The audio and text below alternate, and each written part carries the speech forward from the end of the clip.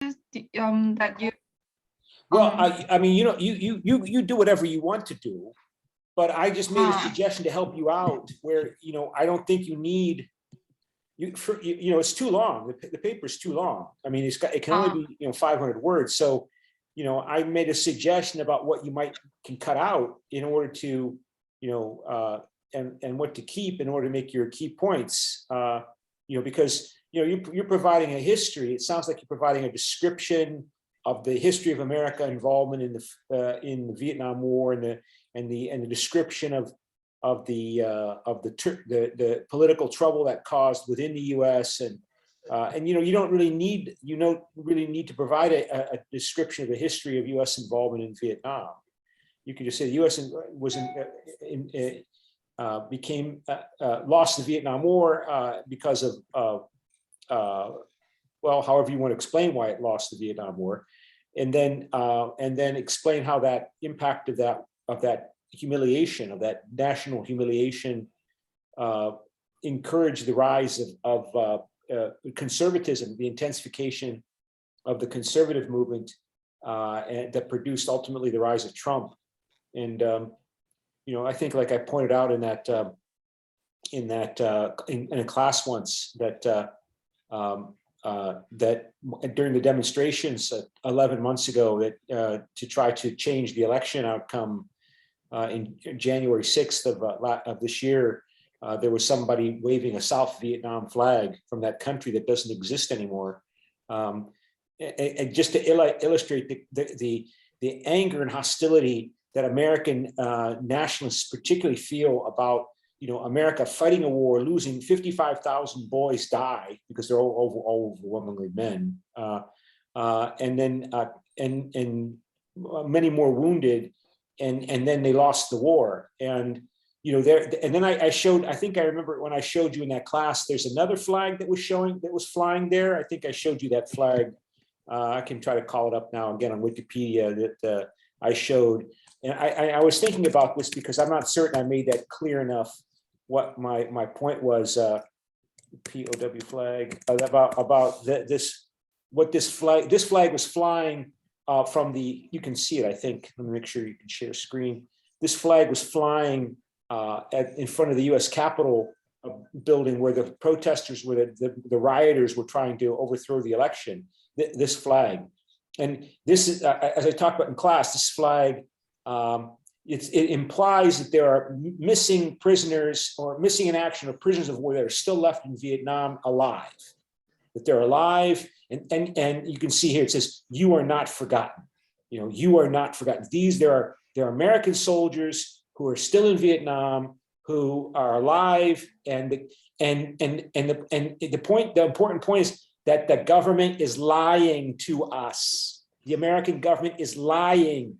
The US government are liars, lying to the American people, just like they lied about the Vietnam War and how we were supposedly winning, how, you know, that the kind of people that supported Trump see conspiracy from the elite of the United States, represented by Hillary Clinton and Bill Clinton and Barack Hussein Obama and all of these traditional politicians. They lie, and only Donald Trump speaks the truth about what is in the real heart of Americans. But the reason why this flag, I mean, I just wanted to highlight how this notion that somehow we know that we know that there are American soldiers from that war, from that great tragedy, that are still alive, and the US government is covering it up, is hiding this truth.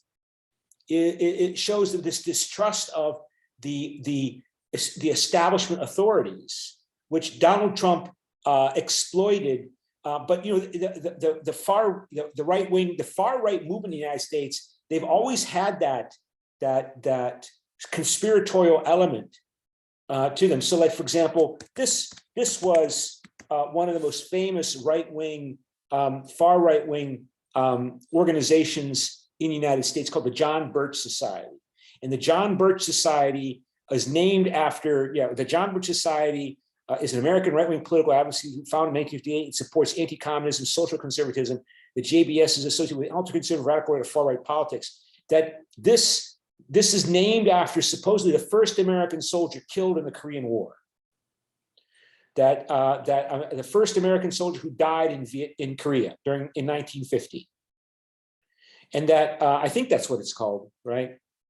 And the claim was that the Cold War and these wars where America becomes involved in Korea, and it doesn't really win the war, it doesn't lose the war, but it still fights the war in which tens of thousands of American soldiers die. We don't even know how many Koreans were killed, how many Chinese were killed, and the war didn't produce a final result, right? The war, like why didn't we win that war? Why didn't we do what was necessary to remove the threat that somehow somebody is, America's filled with spies. That's the reason, because there are spies working for Moscow and Beijing somehow that are weakening America's and trying to bleed America, bleed it like bleed it white so that it collapses, right? And so and Donald Trump and the far right people that support Donald Trump, they have their roots in this organization, and this organization, you know, was a big supporter of Barry Goldwater when he ran for president in 1964 and lost in a big landslide election to Lyndon Johnson, right? And Lyndon Johnson became the president of the United States after Kennedy was killed in 1963, and then Lyndon Johnson ran for president himself in 1964 and just destroyed his opposition, Barry Goldwater. And Barry Goldwater was the Republican candidate, and he appealed to these people the way Trump kind of, like how Trump appealed to these right-wing people. And then, but from the worldview of these far-right people, what did Lyndon Johnson do? Lyndon Johnson becomes president. He promises, I think I showed that in class. Well, no, maybe I didn't show it to you because you're not in the American foreign policy class, but this is the kind of, I can show it to you now. This is the kind of television advertising, political campaign advertising that let me go back to YouTube, that Lyndon Johnson ran, a very famous political cartoon in 1964, claiming that Barry Goldwater is crazy. That Barry Goldwater is a militant far-right nationalist who will get us into World War III. You have to vote for Lyndon Johnson to keep peace. And advertising. Let me see if I can show it. It's just a minute long.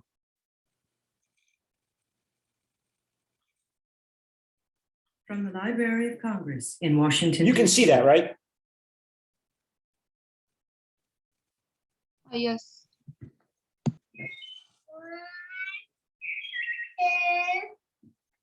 2, 3, 4, 5, 7, 6, 8, 9, 10, 9, 8, 7, 6, 5, 4, 3, 2, 1, 0. These are the stakes to make a world in which all of God's children can live, or to go into the dark. We must either love each other or we must die. Vote for President Johnson on November 3rd. The stakes are too high for you to stay home. And so what did Johnson do after he won the election?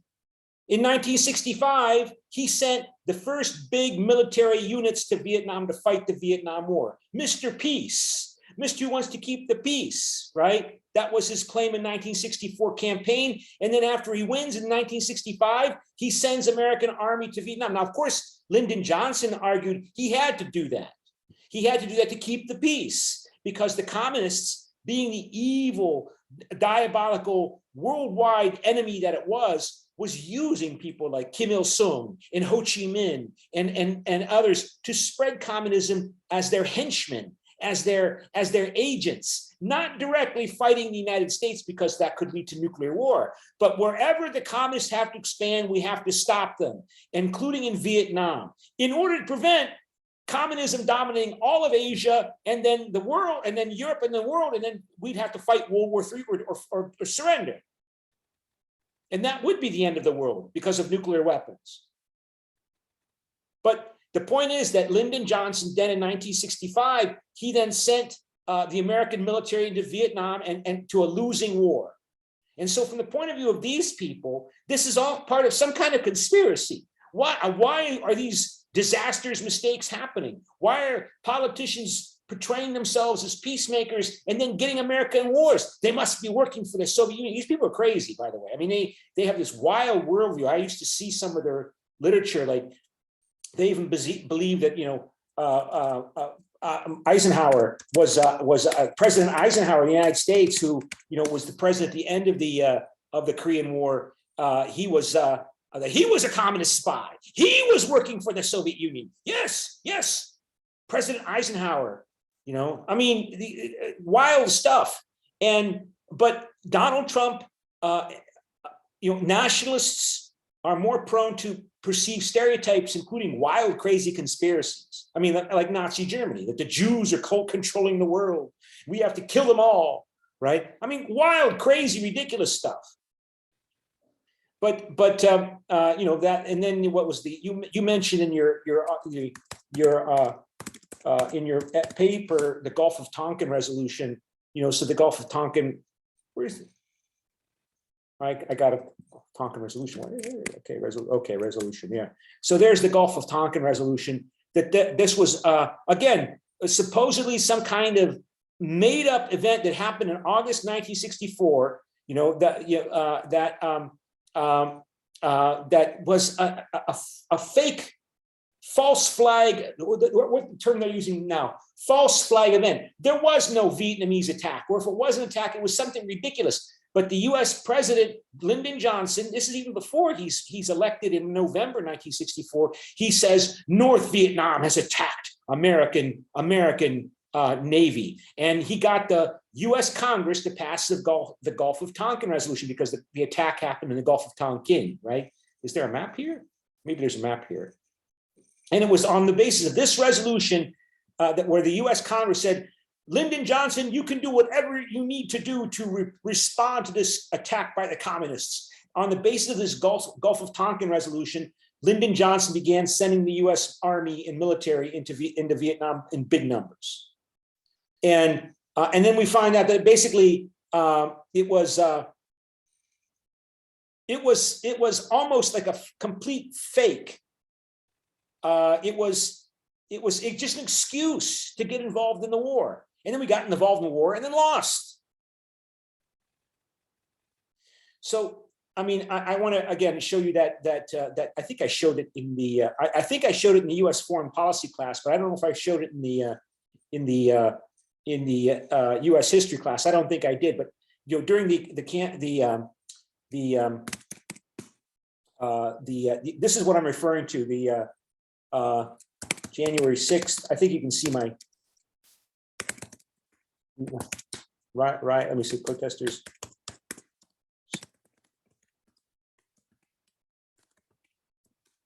And so this should come up because here's from January 6th, so 11 months ago, right?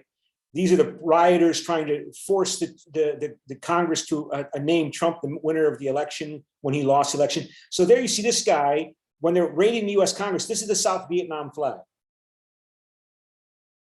Here.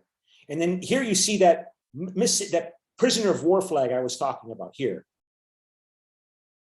Right? So Donald Trump appealed to intense authoritarian nationalists who are still resentful and believe that the people that work here in the Congress, that they're all lying to us. And only Donald Trump is a real, genuine, trustworthy leader. And he happens to be white, and he happens to be an older man, and he happens to be a wealthy, prosperous business. It claims he's a successful billionaire, which for these people, they think Donald Trump represents the best of America. You can trust Donald Trump. You can't trust Barack Hussein Obama with his Muslim name, and he's black. You can't trust Hillary Rodham Clinton, who is a feminist, who wants to undercut the role of men in society. You can't trust any of these establishment professional politicians who built their career as professional politicians, whereas Donald Trump, he never was elected to anything before he became president of the United States. He was not a professional politician. And he said, that's why you should vote for me, because I really represent the true ideal American values, and I will make America great again. And these people completely bought into it. Here. So to go back to your paper, and I have to make sure that it's sharing the screen. Go back to, that's the, here he is, yeah. So here's the paper. Huh, what's this? Wrong paper, sorry. Stop share, wrong, because I've opened up both of your papers, just, to get ready. So I gotta find the right one here. And here it is, okay. So, and Americans, like to believe that, if you lose a war, you're a loser, and you're a loser because you're bad. The Americans want to believe that that good is victorious. So how can America lose if it's good? There must be some kind of conspiracy. Somebody is doing something to undermine, undercut America, and Donald Trump played with that. And what are those traditional American values? White, Anglo-Saxon, Protestant, conservative values, which is, that you work hard, you don't have babies, and you don't get pregnant before you're married. And if you get pregnant before you're married, you should be ashamed. I mean, I'm 59 years old. I remember when I was in high school in 1970, and I think it's still this way in Korea, right? If a girl got pregnant, right now in places like almost 40% of American babies born in the United States in 2021, over 40%, something like 45% or 40% are born to single women who are not married. I think in France, it's close to half of the babies born in France are born to women who are not married. And I think something like, I read like over 70%, like 72%, and this is an important point, that over 72% of babies born to Black women, African-American women, Black women, 72% are single mothers. So America, because of this legacy of slavery, they focus on how Blacks are exceptional. So they tend to assume, not everybody, but those people that were protesting or rioting on January 6th, they tend to assume that the problems of America come from people who don't share fundamental conservative American values, including African Americans, including minorities, and feminists and gay rights people, and they're trying to undermine everything that made America great. What made America great? It wasn't America's tremendous economic resources in the forests and the mines and the land. I mean, lots of countries have lots of land and resources, natural resources, but they're not rich and prosperous and strong. Congo in Central Africa, they have tremendous amounts of diamonds and gold and cobalt and lithium for batteries for electric cars. They have everything there. And look how terribly poor they are. What's the difference? American traditional values.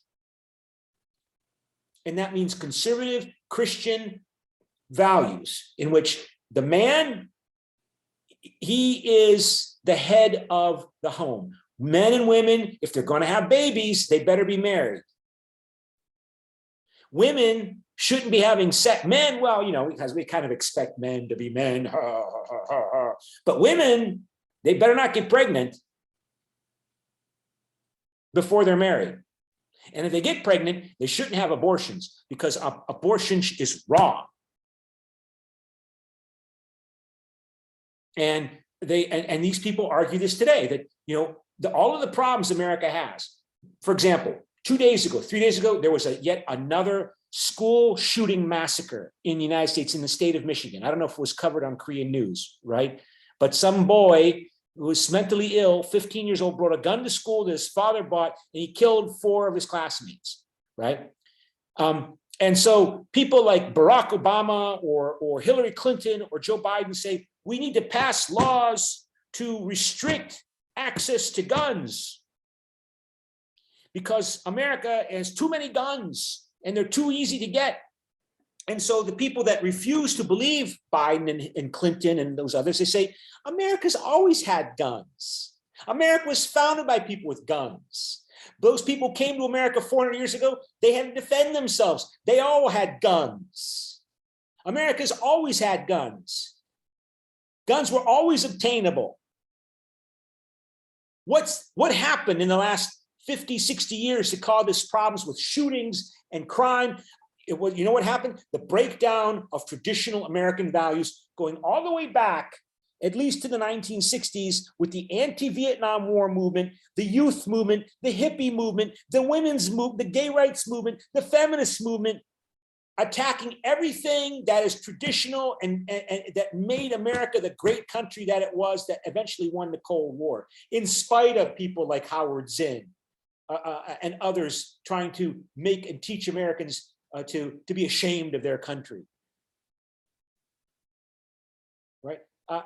And that's the way they talk. They talk, only, America loves freedom, and only in societies like Asia or Europe, where they had a tradition of an aristocracy, in Chosun, Korea, or in medieval Europe, peasants were not allowed to have guns. Not guns. Peasants were not allowed to have weapons. Peasants couldn't carry swords. Only the aristocrats. And America said in a Second Amendment and the US Constitution, the Bill of Rights and the Second Amendment, that Americans have the right to have weapons. That's what a true indicator that we are free and we're prepared to fight tyranny. But of course, we got these problems in America, and they say that we never had these problems until the 1970s. Only until the 1970s, we have the problems of lots of tremendous increase in crime and drugs and school shootings. You know why? It's because we don't know what is right and wrong anymore. We don't agree on what is right and wrong. And you know what is right and wrong? I'll tell you what's right and wrong. You know what's right and wrong. It's in, I'm looking for my Bible, right? I put it on my shelf somewhere. Where's my Bible? I don't have my Christian Bible here. But I was going to show you my Christian Bible, but I put it somewhere. Where did I put my Bible?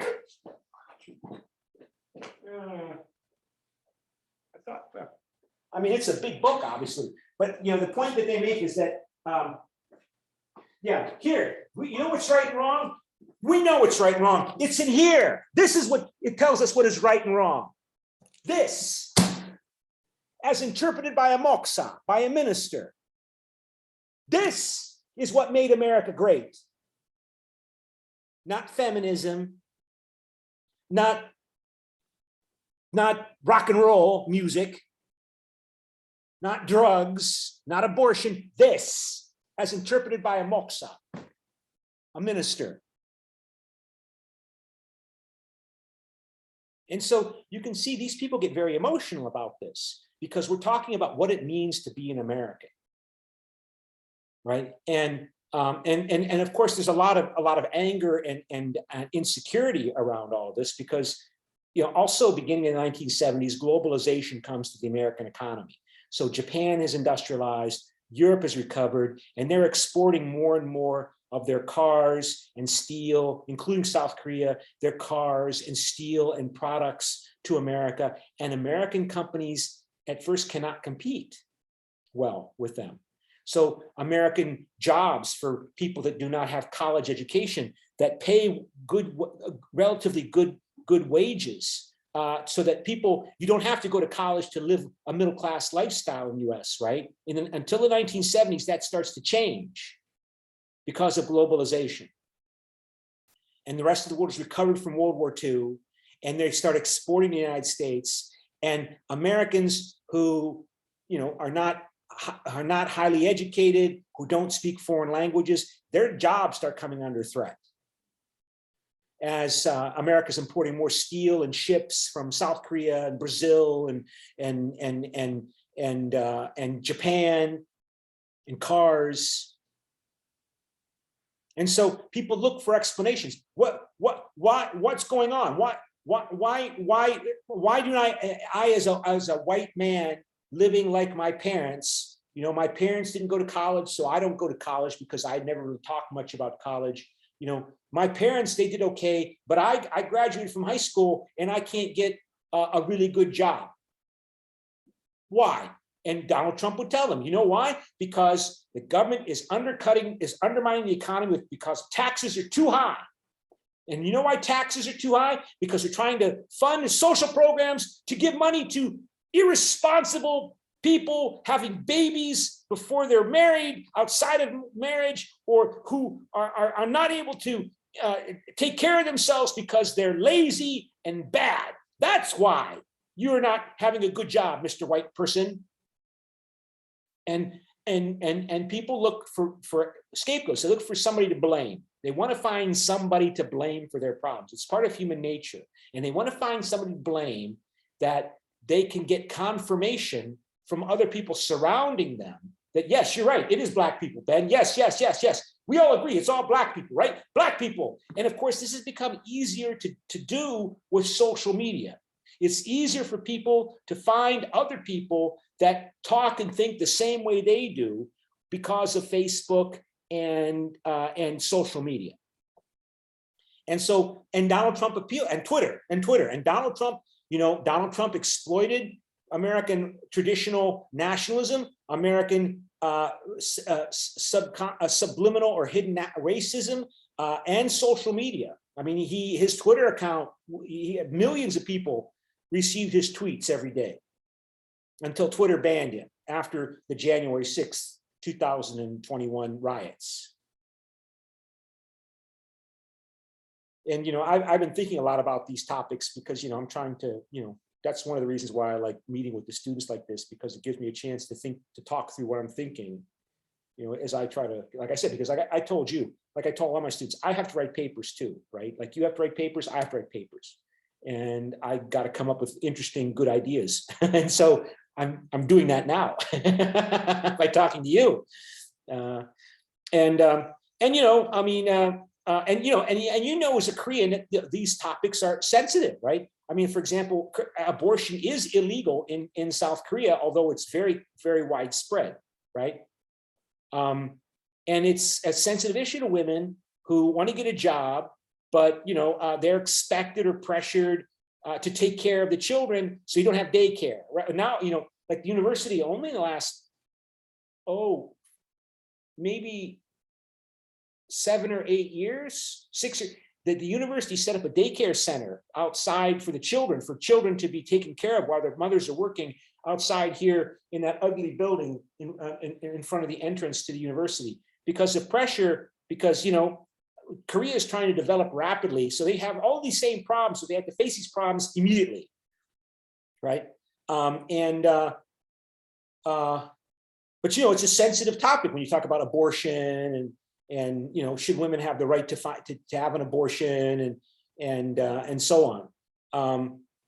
And, you know, I mean, you know, and you know, it's all, we call it identity politics in America, identity politics. Who does it mean? What does it mean to be a woman? What's a good woman versus a bad woman? What's a progressive woman? What's a conservative? Should traditional women feel ashamed that they're so backward and traditional? Because that was a lot of the source of the support for Donald Trump. That people like Hillary Clinton and Barack Obama, they suspect, the people that love Donald Trump, the people that rioted in front of the Capitol building on January 6th, that they suspect the people like Hillary Clinton and Barack Obama, they don't really respect your typical white, high school educated American.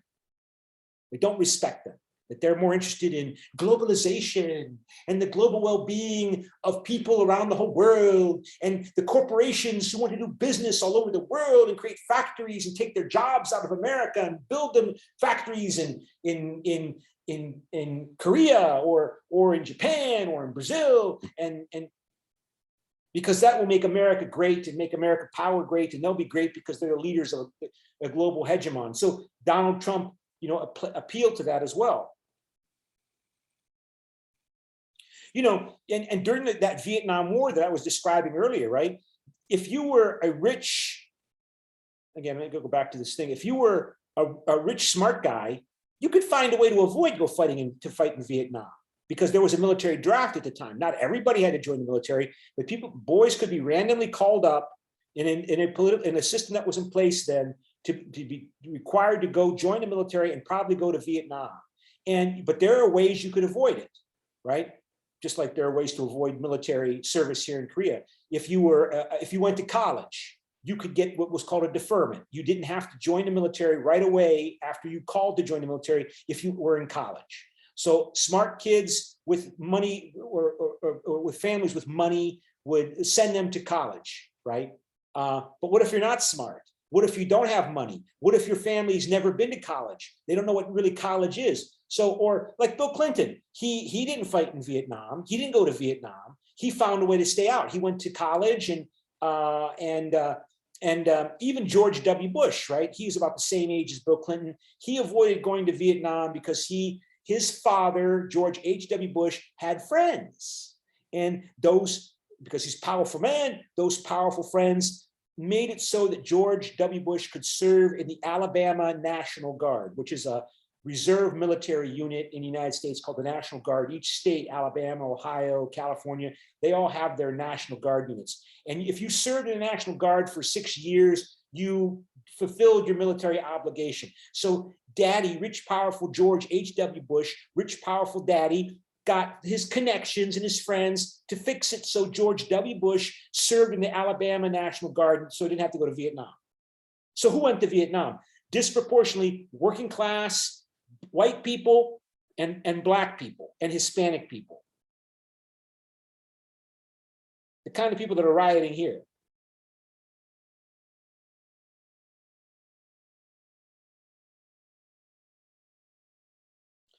Okay, so do you have any questions about your paper before we go on to the other paper? So I need to reduce the number of words. Yeah. You need to get under, sure. And second, I need to cut more chapters in. No, you got it here. You got 3. You got chapter 18. You got chapter 19. And you got chapter 20. So there's 3. Okay. And I made some, you said court action to eliminate the law banning abortion began in more than 20 states. It wasn't 1986. What was that? What year was that? That's a mistake. Yeah, I think I got a mistake. So okay, I should check it. Okay, so let's talk about your European Union policymaking paper. And let me open that up. And I think this is it here. Okay, so, again, one of my tasks is to help you polish your English. So like I say here, you don't need to use first person, us, I, me, mine, we in scholarly writing, because whenever you use first person, you're reminding the reader that you might be just expressing your opinion. So you say, let us, and do not use contractions as well. Contractions are informal speech, like means let us. So you do not use contractions in scholarly, and so don't use first person and don't use contractions. And so again, you have a long paper here, and I suggested where you might want to cut. Like I said, please see comments in the body of the paper. I've made suggestions about what to cut out in order to stay under the word limit. The essay is interesting. But so the question is, and just to remind ourselves what the final exam question was for that, let me go open that up, because it was, I think that the European Union has evolved and developed in response to the changing international environment, right? So the international environment that dominated Europe in 1948, when 1952, when the European Coal and Steel Community was formed, how would you characterize the international environment at that time? What name would you give it in 1952? Remember the Korean War is going on at that time. What was the name for what the Americans, how the Americans viewed the world? What were the Americans in, and what was the West in? It was in a Cold War, right? The Cold War, the intense conflict between the United States and the Soviet Union. And so the question was, to what degree has the global environment, like the Cold War, surrounding the EU's foreign policy ambitions changed in the last decade and a half? What has been the EU's response? So this is about EU foreign policy. But during the Cold War, in 1952, when the European Coal and Steel Community was created, Europe was still recovering from World War II, right? And Stalin was still alive. And even though I don't think the Europeans in Western Europe really ever saw as much of danger from Stalin and the Soviet Union as the Americans saw, still they saw a problem. And of course, Stalin died in 1953. And the Americans would continue to see this terrible communist threat, like Lyndon Johnson, Baines Johnson saw that threat in sending the US military to Vietnam in 1965.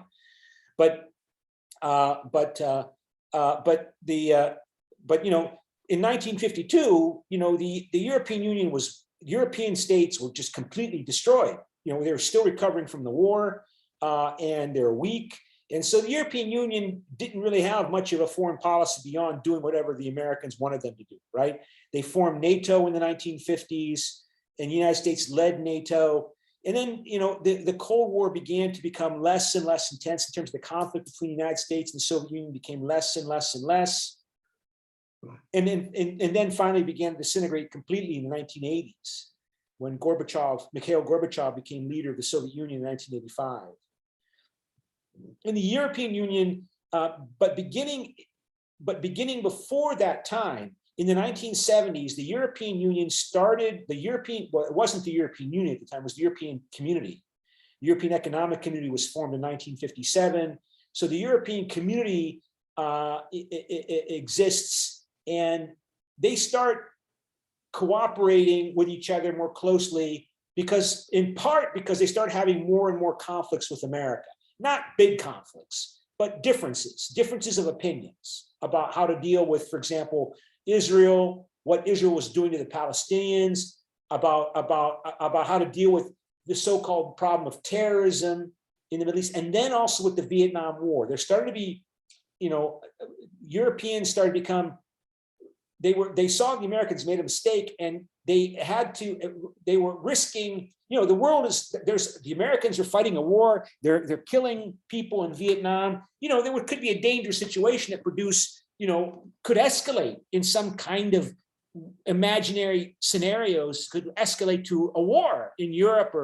So the Europeans begin to organize themselves in the 1970s to come up with what would become the beginnings of the European Common Foreign Security Policy that was formally adopted as a commitment to create a European Common Foreign and Security Policy, not coincidentally, right after the Soviet Union, the Cold War was over in 1992-93, right? That's when the Treaty of Maastricht was signed, and the Soviet Union is broken up, and Yugoslavia is breaking up violently in civil war, and the Europeans decided they had to be more active in their foreign policy in a world where the overarching threat from Soviet Union is gone, but you still have violence and war and humanitarian disasters like what's going on in Yugoslavia that would kill 100,000 people, cause millions of people refugees. I mean, those people left and they went, where'd they go? Most of them went to Western Europe. Refugees fleeing the violence in Yugoslavia, right? And so, the Europeans had an important interest to try to not confront the United States, but be more effective in acting as an actor in order to have more impact on the world in a way that would protect their interests, including, preventing war in Europe. And so, okay, so go back to your paper. So, use and cite. And of course, that Maastricht Treaty was signed in 1992. It came into effect in 1993. And then the September 11, 2001 attacks happened in the United States. The United States decided it's going to remake basically the Middle East. It's going to crush political Islam and pan-Islamism and pan-Arabism. It's going to invade Afghanistan. And the European Union said, yeah, we'll support you in Afghanistan. But this time, you know, the Americans really didn't cooperate very closely with the Europeans when they decided to invade Afghanistan. They thank you, NATO, they said, because NATO passed a resolution declaring that the attack on the United States was an attack against all of them. And so they support the United States. The United States said, thank you. And they just went into Afghanistan without using the NATO system to coordinate their military security behavior. The United States just went in there and it didn't cooperate with the other NATO countries in terms of how to go into Afghanistan. And then the Europeans went, that's kind of strange. And then George W. Bush said, you know what, we need to invade Iraq too, because we know that Saddam Hussein, he claimed, is making nuclear weapons. And the Europeans said, I don't know if that's really true. And George Bush said, we're invading Iraq. And you, as Europeans, you'd better support us because you're our allies and we've done so much good for you. You better support us. And Paris and Berlin said, this is wrong. This is a disaster. Don't do it. And the Americans did it anyway. And all of the other European countries supported the United States, including countries in the European Union in 2003 and the countries waiting to get in 2004, like Poland and Czechoslovakia and Czech Republic. They all support the United States, and they paid no price, no political price for opposing Berlin and Paris. And as I said before, it just showed how really weak as a foreign policy actor the European Union was, despite 11 years of a common foreign and security policy of the CFSP. And the Europeans quickly tried to overcome their conflict with the United States because there were costs, right? I remember I was reading about this while this was happening, right? That one of the consequences that was reported in the news media was that, for example, foreign direct investment in France dropped greatly around this time, after 2003. Investment by companies and corporations, right? The investment in France dropped because these companies saw, oh my God, America is in conflict with Paris. Oh, Washington is in conflict with France. Oh my God. If I'm a company and I say I can invest in Brazil, I can invest in Korea, or I can invest in France. Brazil, Korea, France. I don't think we're going to invest in France next year. We got this, there's this problem between Paris and Washington. Let's just put the French plans aside. And so the Europeans then France and Germany moved to reestablish better relations with the United States. And one of the first things they did was Angela Merkel became leader of France almost in, it must have been in 2005. Yeah, in 2005, she became prime minister of Germany. And she's been there ever since. And she, has never really opposed the Americans on anything, except when Donald Trump became president and he started making trouble with the Europeans. And the French, they backed down as well. But then, now, and of course they were right. It was invading Iraq was a disaster. It destroyed that country.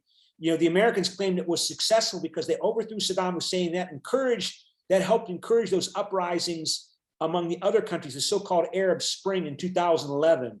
That as the Americans claimed that as they built, helped construct a democracy in Iraq, that this was encouraging the other Arabs to look to Iraq, and that's probably not true. And the Arab Spring happened in 2011 for economic reasons. And but the point is that the wars broke out in Syria and Iraq and continued, and this led and contributed to lots and lots of migrants trying to get into Europe from the Middle East and Africa and Asia.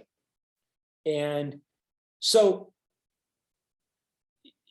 you could argue that there would those migrations would not have become as bad as big as it did if it were not for the U.S. destruction of the country of Iraq over the objections of Paris and Berlin. And now, as we talked about in class, right now the Europeans face a new problem, right? That the United States left Afghanistan. The Europeans complained that the Americans, again, just like when they went into Afghanistan, they left Afghanistan without consulting or coordinating effectively with their European allies, the British or the other groups there, and they just decided to leave without asking London or other countries that had soldiers there, and now Afghanistan is becoming a humanitarian disaster, with the Americans labeling them as terrorists. They don't want the Afghan Taliban government to get access to funds, to get access to Afghanistan money in foreign banks that you need to do trade with those companies, because you have to have finances in those banks to buy and sell in those countries if you're going to import and export from Afghanistan to those countries. And so, I mean, I just keep hearing about, millions of people might starve to death in Afghanistan unless something is done. And I don't see the Americans really taking that seriously. Like there's this morning, I heard, oh, the Europeans, they don't want to recognize the Taliban. The Americans don't want to recognize the Taliban government of Afghanistan, but they might send a humanitarian delegation to work to provide humanitarian aid. But that's not going to do the job. You need an economy in that country. There has to be a real economy, which means they need to buy and sell in international trade. You got to let them buy and sell their products. You got to let their children use banks. You got to let them use American banks. But I just, I listened to the news this morning, and not even the Biden administration. I don't see anything about the Biden administration changing its policy. And again, aside from the horrible, horrible, horrible suffering in Afghanistan, those people are not going to just die. They're going to try to get to Europe because of America's foreign policy decisions. So what is Europe going to do? Is it going? It's just unwilling to stand up to the Americans. They tried in 2003, and it really made no difference. So, and now they have this conflict in Ukraine. I think it must be covered in the Korean news. Vladimir Putin is deploying tens of thousands of Russian soldiers on the border with Ukraine, implying that he might invade and partition that country. And he's been doing that since 2014, when Ukraine government under Viktor Yanukovych refused to sign a free trade agreement with the European Union.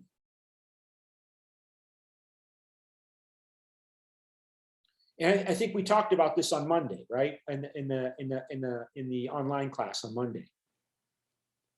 And because he was pressured by the Russians were putting economic sanctions on Ukraine to push Ukraine not to sign the FTA with the European Union. And so Viktor Yanukovych announced he wasn't signing the FTA, and the Americans encouraged the Ukrainian people to rise up and overthrow Yanukovych, and they did. And even American people like Victoria Nuland, who was in the Biden administration in 2014, she went to Kiev to encourage the protesters. She was passing out sandwiches and food to the protesters protesting against Yanukovych. And now she's back in the Biden administration. So the point is, as we said in class, it looks like in Europe and in East and West Europe, in Eastern Europe, there's no separation between European Union and NATO. That NATO is here and European Union is here. They're two sides of the same coin. Is that good for peace? Is that, if the European Union is a peace strategy, is that good for peace in Europe? That the European Union looks like it's basically the nice smiley face of NATO? Can the Europeans change that? If it might not be a good thing, but if there's nothing you can really do about it, then you just have to accept it if you're Europeans. Because the Americans showed you they can break up the European Union if they want to. They can do it overnight. if they want to break up. They can encourage Poland to leave. They can encourage Hungary to leave. And if Poland and Hungary get some kind of trade agreement with the United States and Britain, they'll leave. If they get an FTA with, so that might be the point, that basically the European Union, if it's going to be a force for peace in Europe, it's got to figure out how to influence the United States in a way that doesn't break with the United States, but has sufficient influence to change the United States in its behavior. But I just, I mean, I'm amazed by I mean, it just struck me that what were the Europeans and the Americans thinking 7 years ago when I showed you Victoria Nuland, Herman van Rompuy, the first president of the European Council. They all went to Kiev and encouraged those people to protest and overthrow the democratically elected president, the person who was president as a result of a democratic election, because they didn't like his policies. And, I guess the dominant view is that, the United States and European Union defeated the Soviet Union in the Cold War, and Vladimir Putin is still, he was a colonel in the KGB. He's a former police colonel, top level KGB official in the secret police of the Soviet Union. That, the Soviet Union is a problem. And Russia is a problem because it's dominated by people that ran the old Soviet Union, the police, the secret police. They still dominate the political system in Russia. They have, kind of a democracy, but the term that the Russians use for them is the Siloviki, the people that before they became ministers and top senior officials in the Putin government, they had made their careers in the various police organizations in the Soviet Union and then Russia. They began in the Soviet Union and like Putin, he had been a colonel in the KGB stationed in East Germany during the Cold War. So if we look at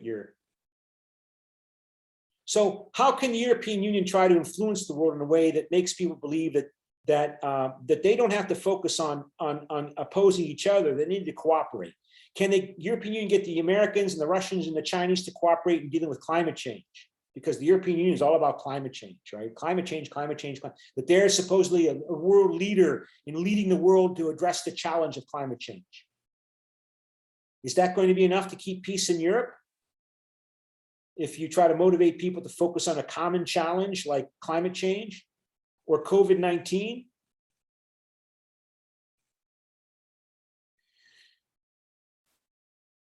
So, but this, I mean, I read in the newspaper, this is a current new crisis right now. Like, is Putin going to order the Russian army into Ukraine and basically partition the country into different parts? I think, yeah, I showed you this on Monday, right? Yanukovych. So I'm going to share the screen so you see.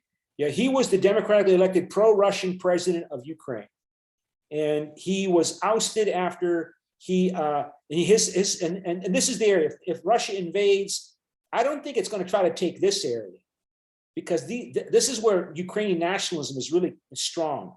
But the question is, what will they do? They might try to take this, but what about Kiev? I mean, Kiev is such an important city in Russian national identity. They already took Crimea. They already took that. And they basically have de facto taken this area here. So what are they going to go in here, and they're going to go all the way to Kiev and try to take Kiev? It reminds me of what happened in Sarajevo when Serbia broke up, because these borders were drawn by Stalin. These borders are not ancient borders like ancient border between Korea and China. No, these borders are new. These borders are only drawn in the 20th century. There have never been borders between Ukraine and Russia under the Tsar, under the royal imperial regime. Ukraine means just frontier land. Ukraine means frontier lands. in English. So we're all watching, and but these people, they definitely want to be in the European Union. No doubt about it. And this is the part of the area that had been part of the Polish and Austrian Empire, that Stalin got this territory during World War II. This was all added to Ukraine during World War II. So what's the European Union going to do? I mean, if it's a force for peace, what's it going to, and they don't, my latest news, the news reports I see, they're just aligning with the United States. I don't see them acting as an independent force to mediate and balance between the United States and Russia, not to mention the United States and China. Okay, we're coming to the end here. Do you have any questions?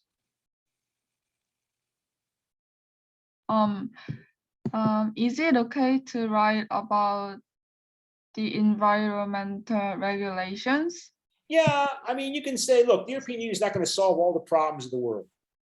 It's not. It can try to, try to avoid making the problems of the world worse. But what the European Union can do, what it can do, which is basically try to maybe focus on global environmental issues, because that is something that does require Moscow and Beijing and New Delhi and Washington and Brussels and Paris and Berlin and Tokyo and Seoul. They all got to cooperate on this to deal with that. So that's one area where you have to cooperate. So let's try to increase cooperation there, and maybe that will spill over into cooperation in other areas as well. Hopefully, like Ukraine.